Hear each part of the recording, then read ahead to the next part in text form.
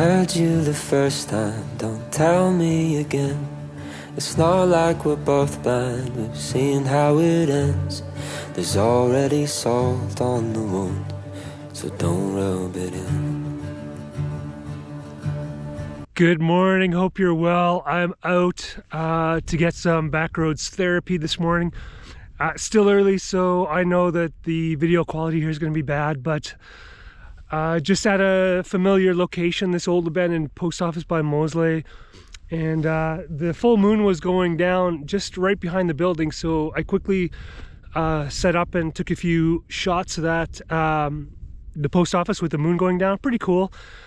Just shooting at f8 and just kind of framing up the shot with the building on the right and then the moon on the left of the building, and just did a couple straight up and then shifted my composition around, and then I brought my small rig LED light, so I put that in there for the last couple of shots just to give the room a bit of color inside. It's kind of a cool effect. So that's what I did, and I'm just the moon's gone now. It's down, so that distraction is gone. Cool distraction for sure. But I'm just gonna move my tripod now and see if I can get some more shots with the room illuminated and with it still dark.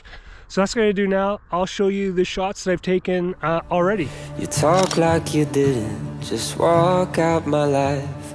I wish I could blame you, but I can see why. I'm still getting used to the fact that you're no longer mine. Do I deserve more, or do you deserve better? And why does it have to be one or the other? Okay, so move to my next composition. I have my camera pretty low to the ground to get some of the grass in the foreground. I think that's kind of cool. Starting to lose, or losing the dark, eh? It's usually losing the light, but the sun's starting to come up. And my plan was just to get here to make sure I had enough dark before the sunrise, so that I could use my LED light to light the interior of the room. So that's what I'm trying to get accomplished here. But I'll just show you my composition from this spot.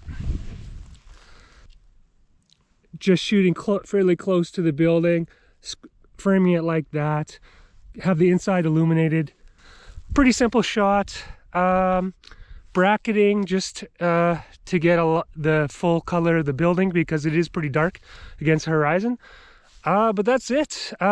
Shooting in manual, and great morning today. Conditions are a little spotty, but we'll see what we can get on this fine Albertan morning. I hope that you find someone I couldn't be. My dream might have died, but yours just fell asleep. Help me decipher the reason you left. I wish I had left you a little bit less, then maybe the scale would have tipped, but I'm still okay. So I've moved my camera to the other corner of the building. This is actually my favorite angle. So there's quite a few clouds in the background that are kind of dramatic and moody, even though it's still before sunrise. So trying to get some broad contact shots, and I hopefully those are working. In my Illum Cube, or I keep calling it an Illum Cube, but it's actually a small rig LED, not a Illum Cube at all. But it's getting bright enough now where the LED light's not throwing much light. But I'll explain how I set it up when we're done here. So I'm just gonna keep shooting, see what I can get, and then I'll show you what I've taken. So go on and publicize all the lies I believed, and televise all the times you smiled for me.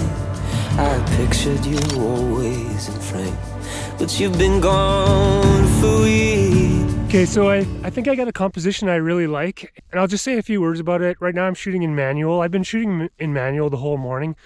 I'm at f6.3 right now, and that's giving me a 2-second exposure time. The thing about the composition that I just want to bring up is when I do architecture photography, even abandoned, I'm looking for two things. Shape for the most part. I have in mind in advance. But sometimes when I'm just shooting a single building, what I try to do is I make sure that the door of the building is opening into the image, and I'll just show you with my finger here.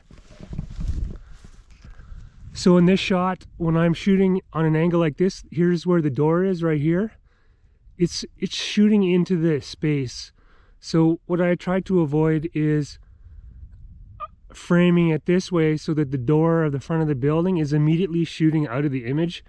I find that's kind of distracting, and it's just creates turbulence in the image. So I'm always trying to make sure that if there's a noticeable entrance, or if the building is situated in a certain way, that I try to take pictures that remain true to the context and make sure that the lines of sight that we're used to seeing as humans kind of make sense. So that's kind of why I open things up towards this side of the image. Even if I'm center, I'll try to keep it slightly off the center point so that the building is opening into the image.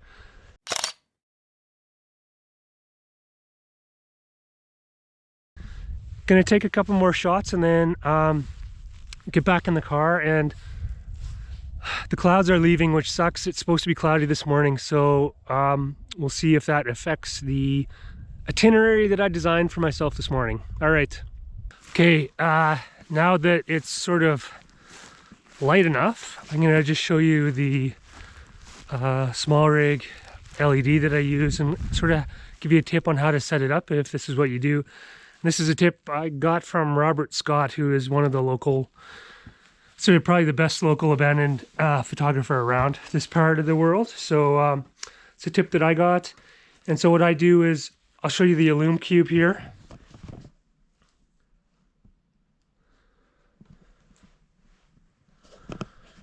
It's just, what I do is I put it so that it faces away from the window or the opening of the building, so that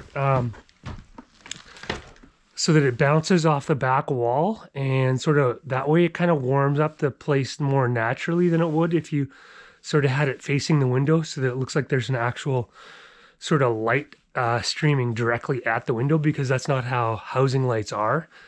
Typically in a house, the light would be sort of on a lamp or on the roof, more likely a fixture of some sort, and then the light illuminates out, so it's sort of never facing the window really. So if you have the light just directly on the front side of your building and just bounce it off the back wall, that just gives it a more natural flow. And I keep the color balance really warm. I find that's just more, I don't know, more natural and gives a more pleasing look and easier to deal with. So that's the LED light. I'm just gonna go grab it. It's kind of sketchy in here right now. Still I do hope that you find someone I couldn't be. My dream might have died, but yours just fell asleep. Oh, and I'll be there when it wakes, watching from a distance, weeping for a love I can't replace. What will it take to find what I've been missing, and resurrect this heart back from the grave? 16th of April, we said our goodbyes. You bandaged me up and said, give it some time, but I'm still getting used to the fact that you're no longer mine. Do I deserve more, or do you deserve better? All right, just wrapping up here. The sun came up through the clouds and has lit this building. Really nice. So it's really warm and really rich and like really beautiful against the blue, darker skies. So just before I left, I thought I'd work that a little bit. And yeah, this morning so far has been really fun. Really beautiful morning. And this, like, God, this back roads therapy is just so awesome for an introvert like me. Anyway, I'm just gonna sort of wrap things up here, and I want to shoot more, so I'm gonna keep going and see if something looks really good on the horizon. Let's go.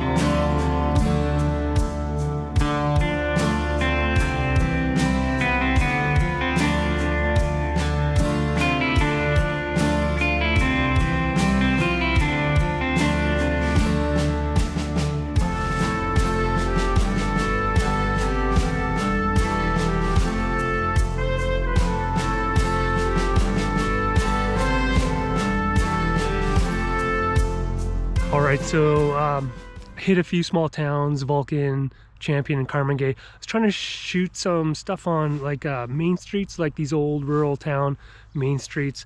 Clouds weren't cooperating very well, and the light was not what I wanted. I was looking for clouds to make long exposure, like daytime long exposure, but is what it is. So I'm gonna wrap this one up. Thanks for watching, and we'll see you on the next one. Take care.